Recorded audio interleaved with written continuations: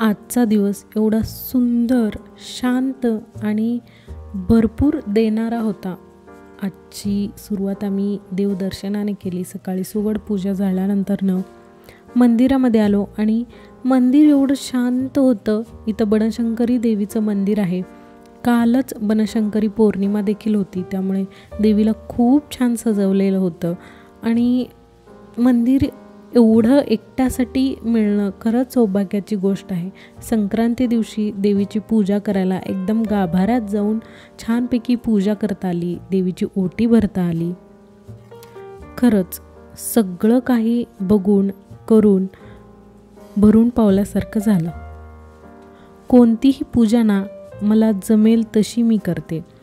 याच्यासाठी हे हवंच, हे असंच पाहिजे असं माझा कधीही हट्ट नसतो. आणि माझी आई पण म्हणते की तुमच्या मनातला भाव हा देवाला आवडतो. तुम्ही काय देवासाठी घेऊन आलाय, किती फुलं आणलीत, कशाची पानं आणलीत, यापेक्षा तुमच्या मनात कोणता भाव आहे यावर देव जास्त प्रसन्न होतो. त्यामुळे देव तुमच्या जवळ राहतो. खरंच खूप सुंदर पूजा होती. काय बोलू काय नको मला खरंच समजत नाही आहे. आजची मकर संक्रांत थोडीशी वेगळी मला वाटली.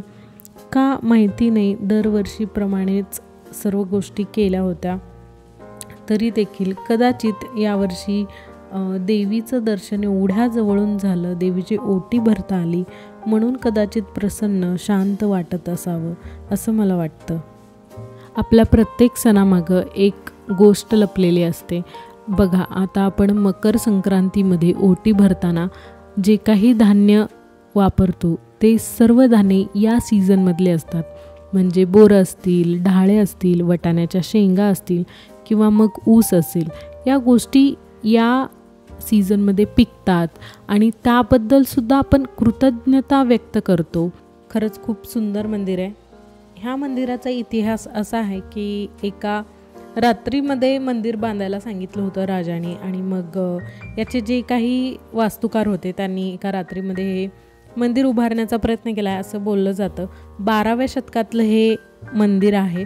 खूप सुंदर आहे आणि जसंच्या तसं अजूनही आहे. बराच भाग पडलेला वगैरे आहे, परंतु मूर्ती चांगल्या आहेत, त्यामुळे मूर्तीपूजन इथं होतं अजूनही.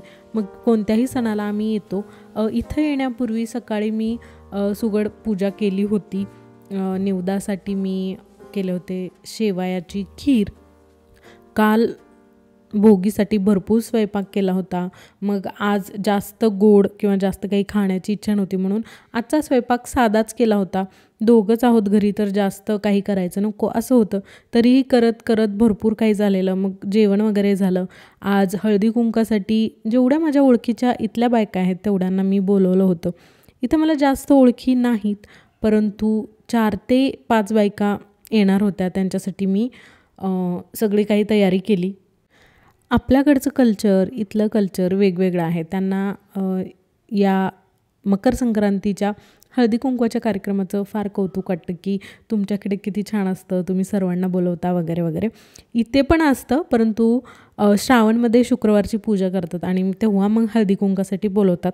परंतु असं जसं आपण वाण म्हणून काहीतरी गिफ्ट वगैरे देतो ना, तसं इकडे पद्धत नाही आहे. पण मला जेवढ्या बायकांची ओळख आहे तेवढ्यांना बोलवते.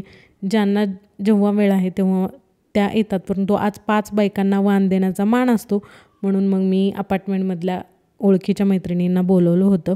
आणि बायका जमल्यानंतर फोटोशूट तर होतंच. मग फोटोशूट वगैरे झालं. खाण्यासाठी नाश्त्याला जिलेबी आणि समोसा होता.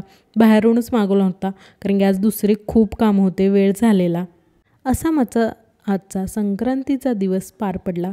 भरपूर कामं पडले. चला आपण भेटूयात नेक्स्ट व्हिडिओमध्ये. तोपर्यंत काळजी घ्या. Bye bye.